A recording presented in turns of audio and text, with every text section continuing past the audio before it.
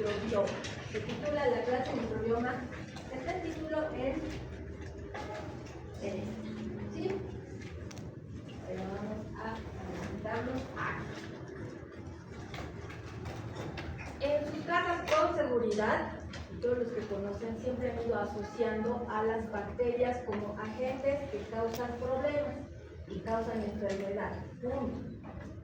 Siempre es esa asociación que se da, pero no se pone uno a pensar en las bacterias que causan beneficios a nuestra salud.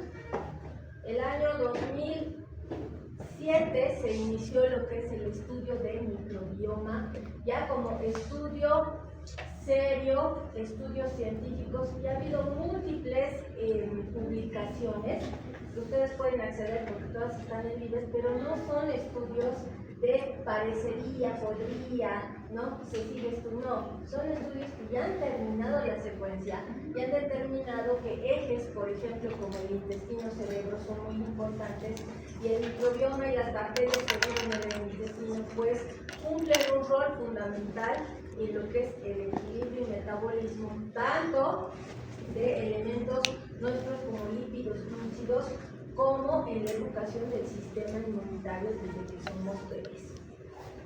Eso ya está. Esto es ¿sí? ¿Qué debemos diferenciar? Aquí tienen ustedes en dos colores. Lo que es microbiota de lo que es microbioma. ¿Qué es microbiota? Microbiota es como que ustedes están ahorita aquí, sentados. Por eso dice, ¿no? Se define como la comunidad de microorganismos que ocupa un hábitat específico. Se acabó. Ustedes ocupan el hábitat específico del aula de primer año, ¿verdad? Como microorganismos serían las microbiotas. ¿Cuál es la diferencia con microbioma? ¿Para qué vienen aquí? Para estudiar, para hacer sus trabajos, para participar. Para eso vienen. Esa es la diferencia. El microbioma se refiere a la función que cumplen estos microorganismos dentro del hábitat. ¿Se deja entender la diferencia? La diferencia es bien simple. La microbiota es quiénes son y están ahí. Y se acabó.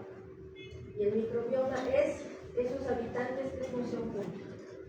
Mientras se sepa qué función cumple, el microbioma tiene una definición dada. Por eso no es lo mismo ni es un sinónimo. Pero todo esto pasa desde que nosotros nacemos. Si ustedes se fijan sin ver títulos, subtítulos, nada, simplemente por los colores, ya se podrían dar cuenta que el microbioma del recién nacido es muy diferente al microbioma del anciano, pasando por ese ciclo de juventud y adultez, ¿no? Es diferente. ¿Y es diferente por qué motivos? Por esta secuenciación que nosotros vivimos desde que nacemos hasta que morimos. Si no saben, pregúntenles en sus casas a sus mamás cómo han nacido. Si ha sido parto fisiológico natural o si ha sido cesárea. ¿Sí? ¿De aquí saben quiénes han nacido por cesárea, por ejemplo? Auxiliario, ¿no? La biopatrulla, tampoco. Ven, a ver. Está respuesta a muchas cosas. El nacimiento o parto es el que empieza a definir cuál va a ser nuestro lugar. No es lo mismo nacer por un acto fisiológico que es el parto, que ya lo vamos a ver más adelante, que haber nacido por cesárea, porque la exposición de microorganismos es así. Cuando ya nos empiezan a dar alimento, hay tipos de alimento. El bebé puede estar con una nutrición exclusiva de seno materno, puede tener alimentación mixta, ¿no? Seno y fórmula en biberón, o puede tener solamente alimentación en biberón. Los microorganismos que ya va a empezar a recibir son diferentes. Y eso lo vamos a ver más adelante. Si seguimos, este bebé que ya se va volviendo más grandecito empieza a recibir alimentos sólidos, papillas, fruta, todo lo que es. Pero si se ponen a pensar, ninguna de las cosas que recibe es estéril. Estará bien cocido y demás, sí, pero no son estériles.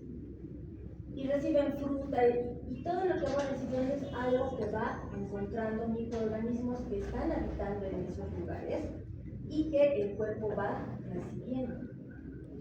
Y mucho más cuando estas personas entran en la etapa de adolescencia, porque ahí hay descargas hormonales que hacen que primeramente ocurran los cambios primarios y luego los cambios secundarios. Pero, por ejemplo, en el caso de mujercitas, empieza a ver lo que es el ciclo menstrual y se aplica el eje de estrógeno-progesterona, y ese ciclo hormonal nutre el lecho del introito vaginal, donde viven habitualmente lactobacilos y otras bacterias que protegen el lugar para evitar el ingreso de microorganismos patógenos. ¿Por qué? Anatómicamente ustedes van a recordar que el perine hacia el ano es mucho más cercano, la uretra, en la mujer que en el varón, por disposición anatómica. Por eso es que en las mujeres el primer agente causal etiológico es Escherichia coli uropatógena en infecciones urinarias, y en el varón no, en el varón terminan siendo los estáfilos, por esa distancia que ocurre. Y ya cuando somos adultos estamos expuestos a qué hacemos, qué no hacemos, en qué trabajamos, cómo es nuestra dieta. Y lastimosamente ahora van a detectar ustedes mucho en niños con obesidad, porque los niños comen lo que comen sus papás.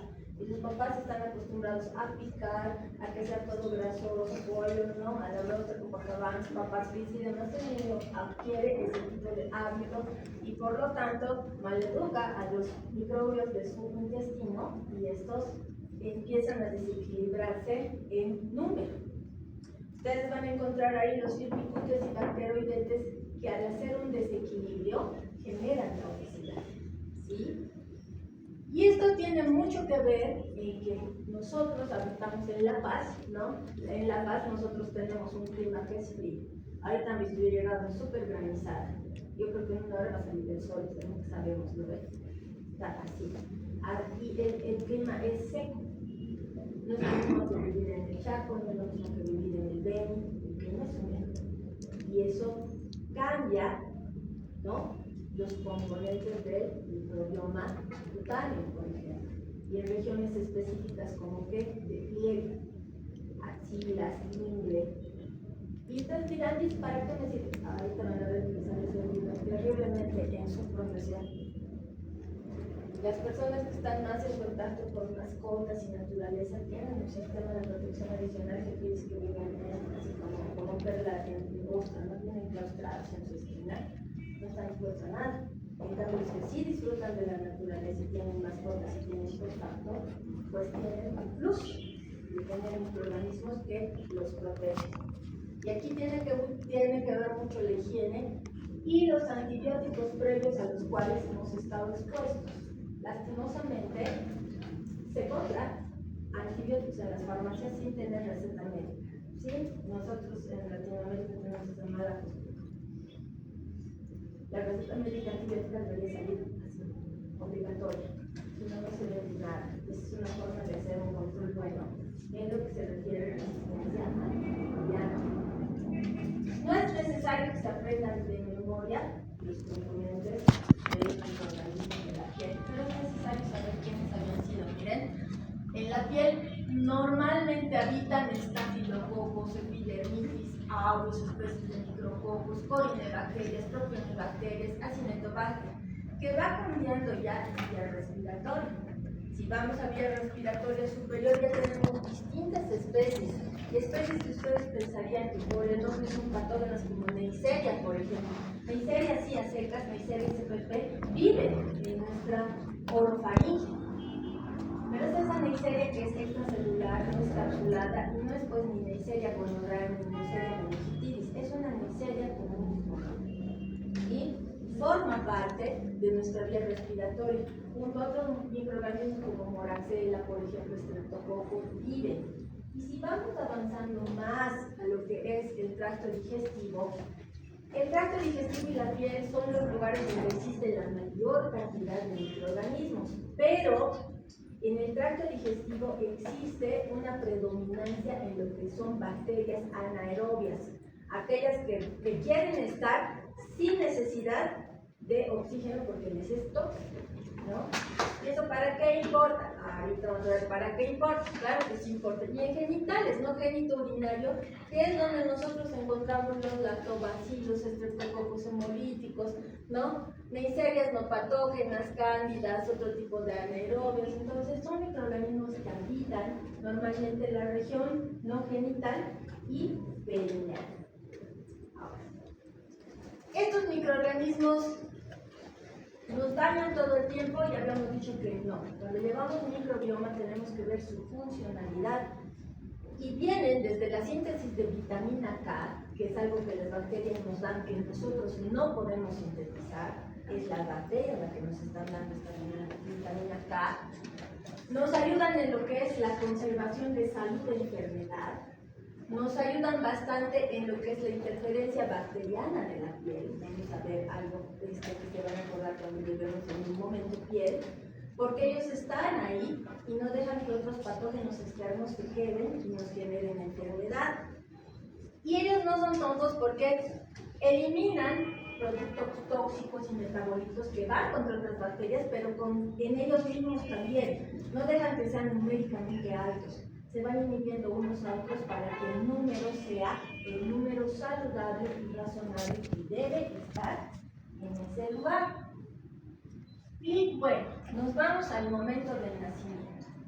Solamente por imagen ustedes vean, el bebé, ¿no? El recién nacido, el neonato, su cabecita y su carita ya ha estado en contacto con todos los microorganismos del canal del parto y de la región principal, ¿no? Este bebé está teniendo contacto con esos microorganismos que están empezando a colonizarlos.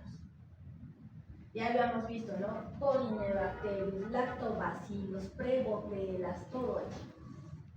Por eso es importante, acuérdense que nosotros, al ser personas de salud, no solamente llegamos en este momento, tenemos que hacer un buen control prenatal.